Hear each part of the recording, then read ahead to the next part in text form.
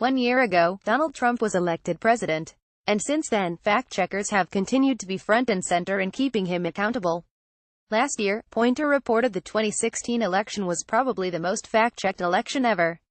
The Duke Reporters Lab found 52 initiatives operated throughout the duration of the campaign, and the big three fact-checking organizations, PolitiFact, The Washington Post Fact-Checker and factcheck.org, all broke traffic records. That momentum has continued throughout 2017. And while the processes, tone and methods used by fact-checkers haven't changed much, the way they interact with the White House has.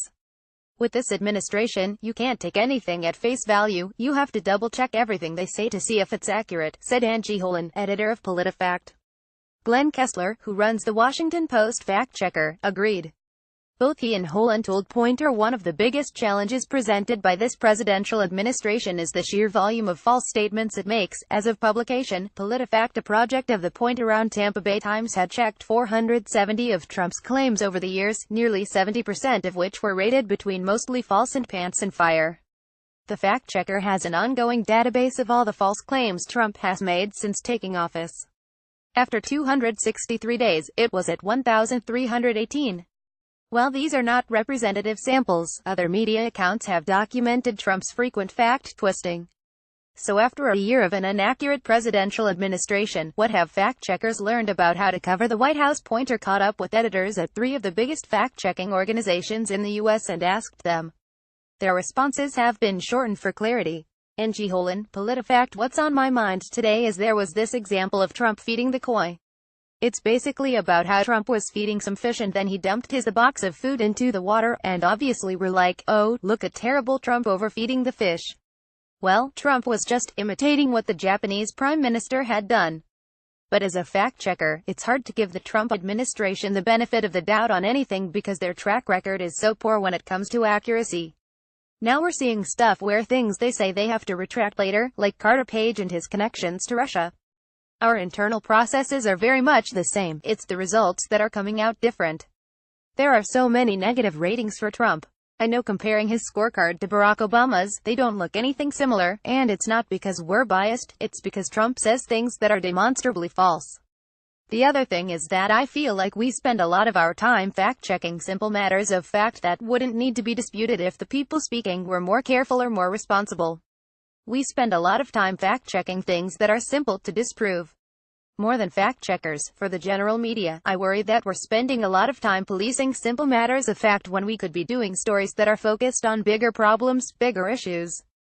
But it's like you can't get to bigger issues if you have a press conference and everything that was said at that press conference was misleading and inaccurate. You have to cover that first. For people who are interested in a well-informed, accurate and nuanced public debate over important issues, odds are not good. Laughs. Glenn Kessler, The Washington Post fact-checker. So actually I believe I have learned nothing. Laughs. I covered Donald Trump 30 years ago when I was a business reporter in Manhattan and he was a real estate investor. His handling of the truth back then is exactly as it is now. So I had not many high expectations that he would demonstrate a lot of veracity as a presidential candidate, and those very low expectations were met with his presidency. The one thing we did this year to deal with the torrent of false statements was create this database of false claims. Because really the fact-checker is designed to be a substantive look at policy issues, and the problem with a lot of the things Donald Trump says is that they're so easily fact-checked. You can fact-check it in a tweet and it's just not really at the core of what the fact-checker is trying to do. So for some of his speeches, we ended up doing lots of roundups. Here are 20 false things he said in this speech about the Paris Accord. Just a quick little summary. A lot of these things can be dispensed with quickly or things we've already fact-checked before, and the database was designed to offer another venue for that. 2016 was a record year for traffic at the fact-checker. 2017 will be by far yet another record year.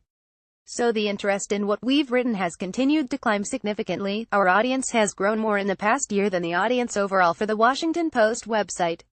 Eugene Keeley, factcheck.org. Part of the difficulty in fact-checking this particular president is that, unlike past presidents, he's not as scripted. So what he says at certain events or in certain settings is different than what we've heard from other presidents. They usually come out with particular methods and they're very scripted, and he's not. One of the frustrations as a fact-checker is that you get some inconsistencies within the same event. For example, when he made his comment about Barack Obama not making phone calls to families of fallen soldiers, well, he said that he didn't make phone calls and then, I don't think he made phone calls and then, well, that's what I heard.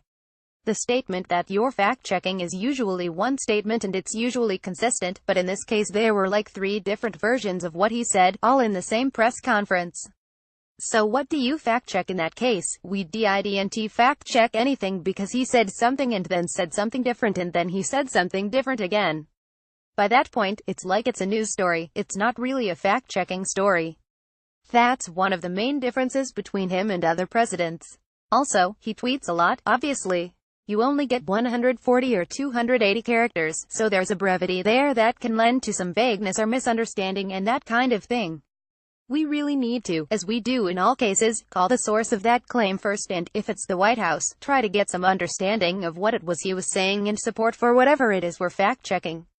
The White House is sometimes responsive, sometimes not responsive. I don't know why that is, but usually, at least my experience with the previous administration, was we always had a response, or nearly always got a response. And that is not always happening here.